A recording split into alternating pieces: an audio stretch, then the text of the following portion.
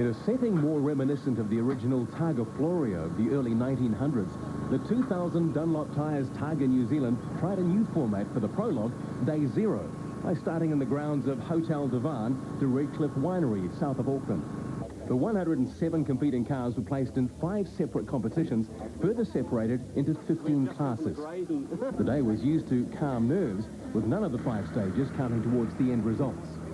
It was time for renewing old acquaintances and meeting with new competitors. The competitor relations team in their yellow caps making all competitors feel welcome. The Brits Tour competitors lead the way. Car preparation never stopped. This looks serious. Oh, it's just juicy. Are you sitting on the side? I'm sitting on both sides. Okay. Classics dominated the entry list with 10 cars entered from Australia. Getting to the end of today, I think, is going to be the most important thing. In one piece, with a car in one piece. Primed and ready to go. Can't wait. Very much looking forward to it. New car, new year. The oldest and least powerful cars lead the field away amongst the Redcliffe vines, with the faster, more modern cars at the rear of the field. 15.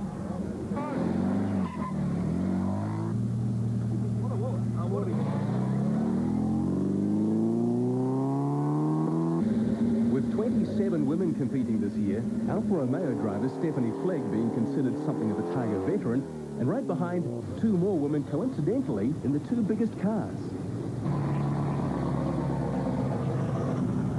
The Hotel Divan stage is 7 kilometres long.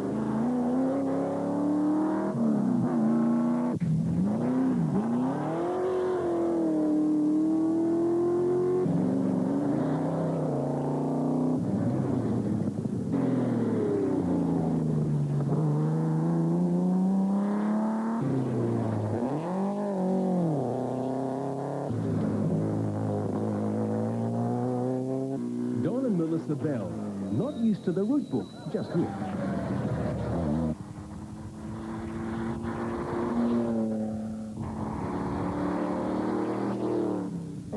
Further on in the Redcliffe stage, Australians Keith Brodie and Tracy Watts tentatively negotiating the green Kiwi countryside.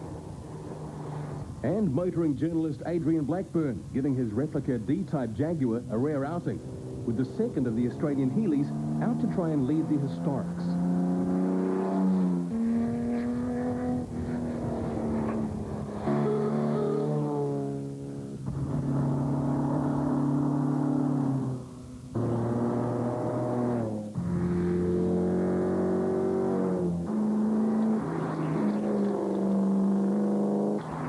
Racing Ray Williams was paired up with Paul Forsyth in Paul's NGB V8.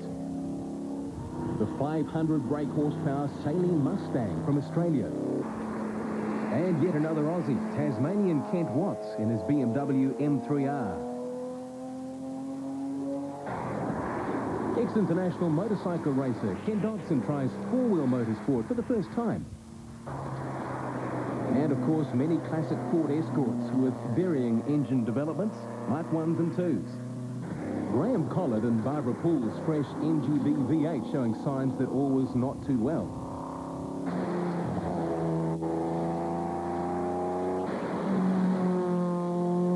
Bob Boniface in the Sierra Cosworth, this year hoping to make it beyond day 1.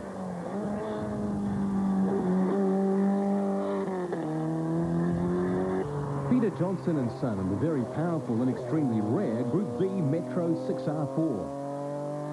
The amazing variety of smaller engine cars was certainly not in awe of the V8 powered vehicles.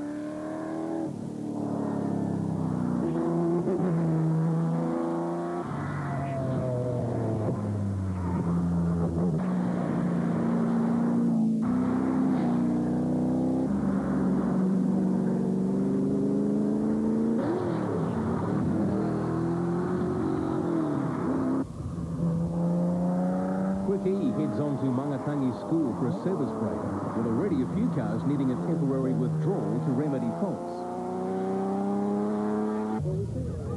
Really enjoyable morning, and far better than Pukekohe last year. Just a wonderful time had by all, I think. I found it quite hard at first to try and get used to all the paperwork and stuff, but once I got used to that, I was fine. Back Miranda Road was one of the many new stages, and the second of the stages used for seeding the cars for the starting order for the next day.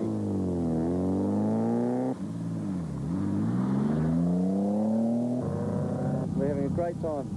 Taking it a bit easy.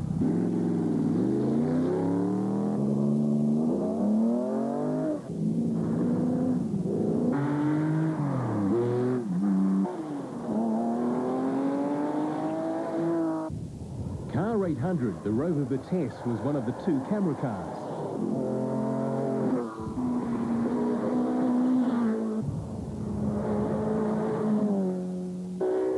Car 300, the Radisich Telstar, was the other camera car. This enabled the organisers to position cameras in stages or film incidents as they occurred.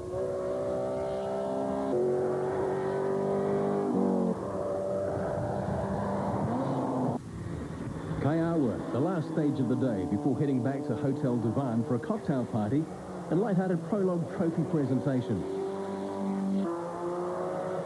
Peter Johnston's Metro 6R4, the quickest car of the day, starting last for day one. Australian rally veteran Ross Dunkerton, not too comfortable with the fast tarmac roads just yet.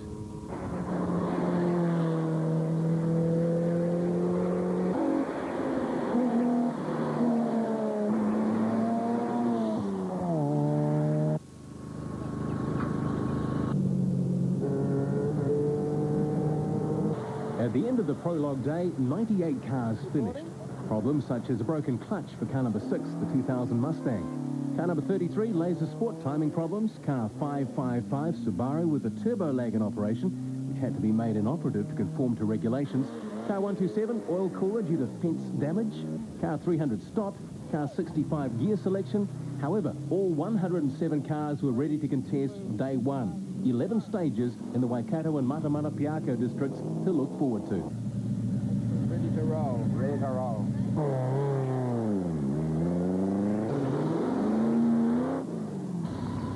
The camera crew in car 800 looking decidedly apprehensive. Yeah, we're set to go. Check. Cheers, buddy. It's raining, it's slippery, it's downhill, we love it.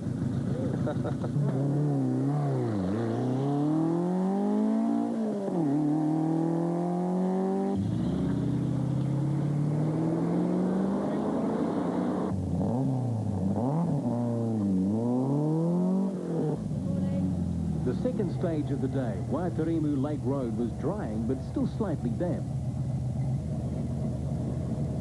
The Commodore team, the recipients of the first off trophy. We had a bit of a moment yesterday, 400 metres in, from into a paddock, but today it's been going well.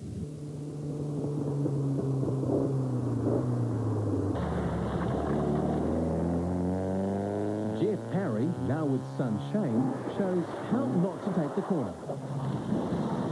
Fortunately, help was at hand. Here's our unofficial camp follower, who's in the blue vest. He's to feature many more times.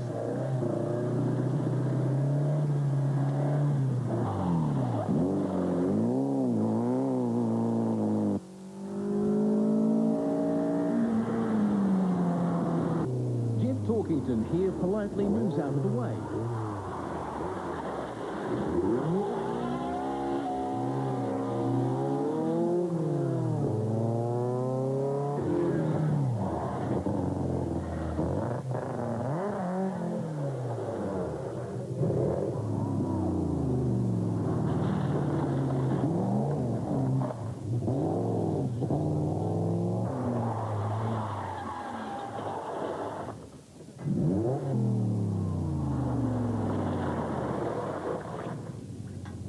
This is Rick Cooper's first outing in his 2000 Mustang Cobra R. It's one of only 300 built. Andy Thorne's Capri number plate should be reading 5.0, not 3.0. It's running a 5-litre V8 for 2000.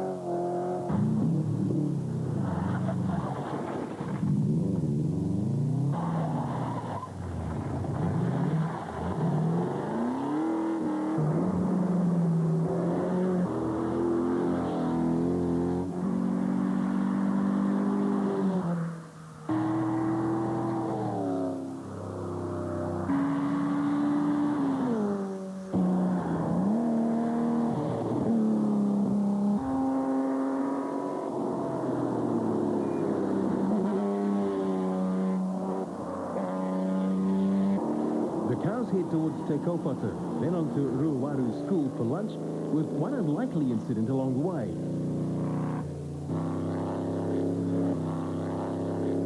Well, the new 5-speed gearbox is great, except you go far too quick, and 95 miles an hour you cannot go around that corner. Believe me, I've just proved that. We'll be back. We've got a little bit of panel damage, not too much mechanical, and just 3 hours, we'll be back on the road.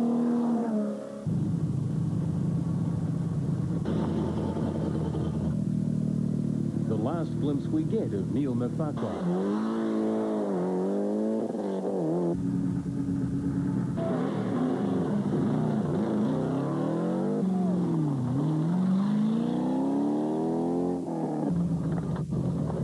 Back in town.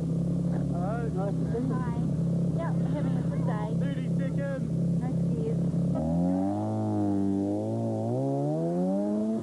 Good luck. Have fun. In spite of warnings after lunch at the Ruawaru School, a few were eliminated on the Rotongaru stage.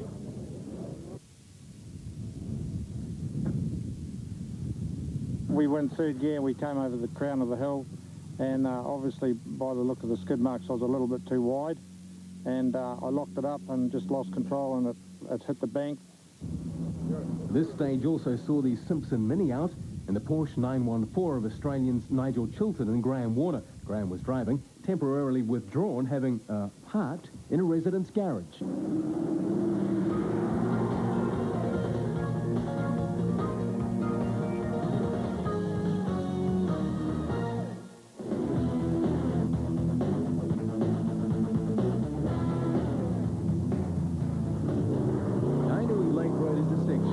Good action, but also eliminated Neil Mafakwa's Mitsubishi Evo.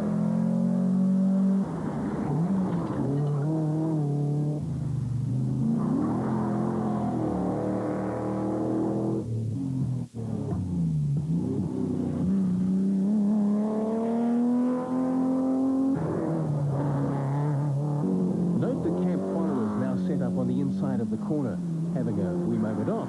They somehow miraculously managed to pop up at every single incident.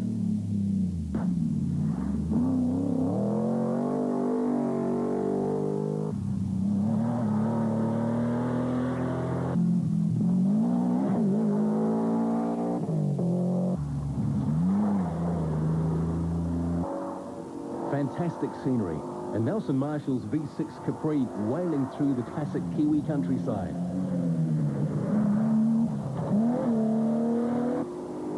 Negotiating the notorious Tahuru undulating stage.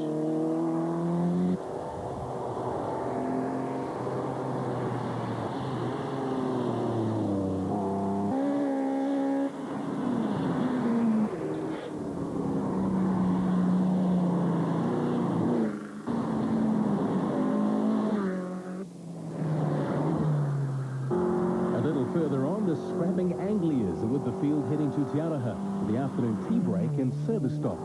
This stop ensures the cars are all off the road when school finishes and the school buses hit the road.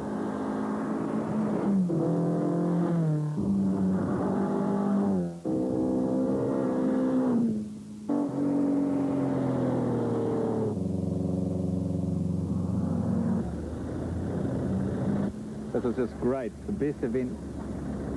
It's just brilliant. Lovely. I'm trying to get it organised so I can see. Mind you, sometimes I think it's better I can't see. Yes, it's very pretty. Lots of farms and cows. So and even deer. We're based in Western Australia, and we've done the Tasmanian Targa, four times now, and the Adelaide Classic, and we're looking for something new. Oh, I think we're getting the bug very quickly. Te Arawa 1 is considered one of the fastest stages of the event, with 98 cars starting the 16-kilometre long stage.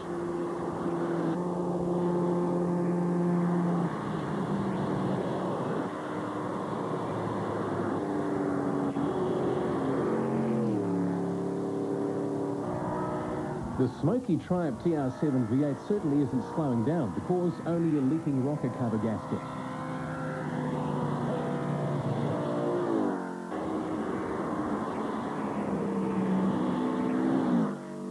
The last stage of the day, Dancy Road near Rotorua.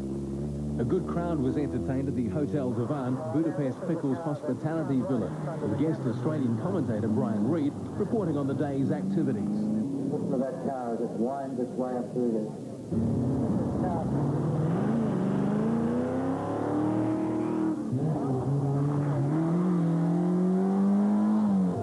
The antics of Mike Diaz are appreciated by the crowd.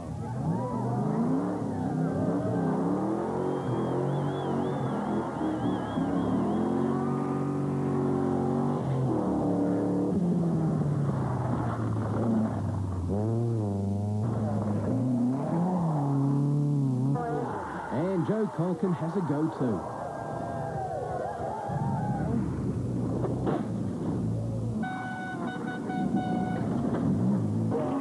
The men in black score 10 out of 10 for this one.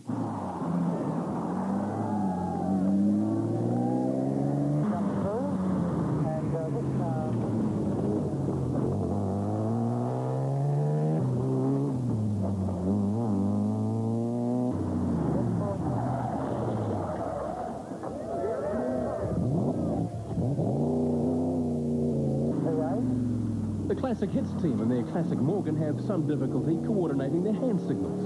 A quick wave for the camera, and John Hudson checks with co-driver Avis where to park the Beamer. We're still waving, we're still having fun.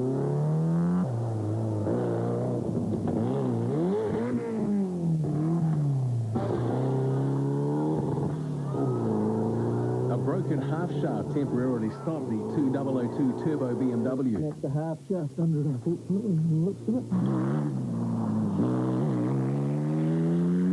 Where are the ABS brakes when you need them? Mike Tubbs' BMW starts his smashing week.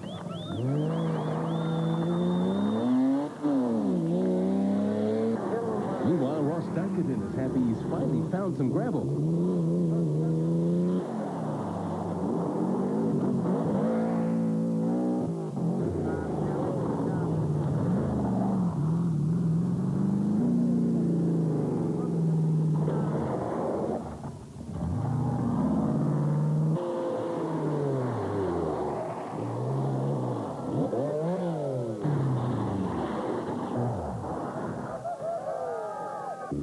Six cars finished the day at the Quality Inn Hotel in Rotorua, where the competitors enjoyed the first night's function. Here's how the results stack up at the end of day one.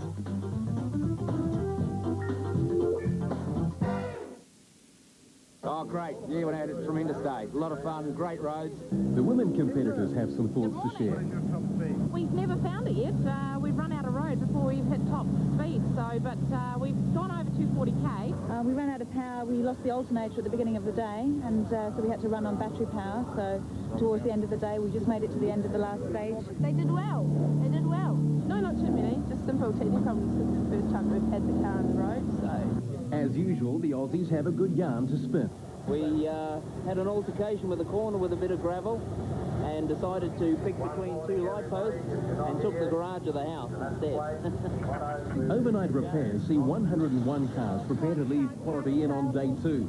Looking forward to 12 stages through Patararu, Tokoroa, Otorohanga and Waitomo districts before heading back to Rotorua via the Waipa district. To Waiatu School at the end of the first stage of the day and providing a fundraising breakfast. hello. A poignant moment before total disaster for the E-Type Jaguar. The E-Type was toast, as driver Malcolm Flynn explained later.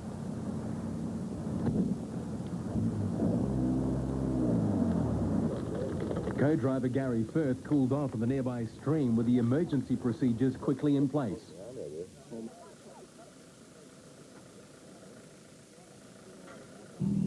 The stage was downgraded and diverted to a touring stage.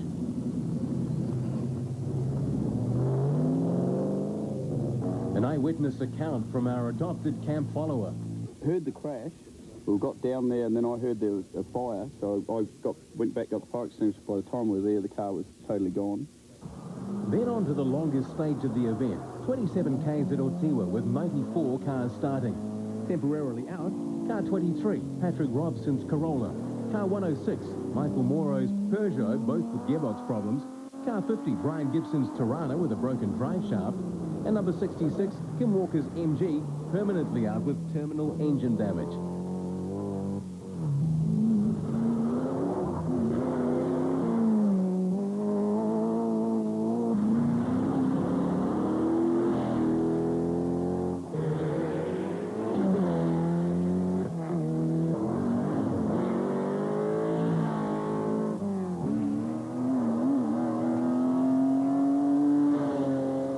Number 26, the Lotus Zealand, back in again, contesting Barber Road, which is a 10k hill climb near Otorohanga.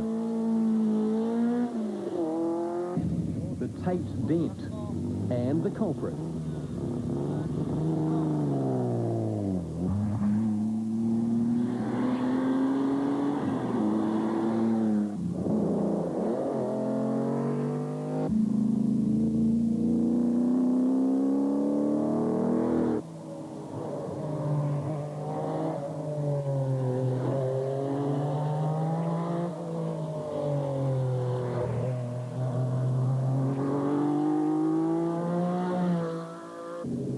The next AFCO Auto Parts Service and Lunch at Otorohanga.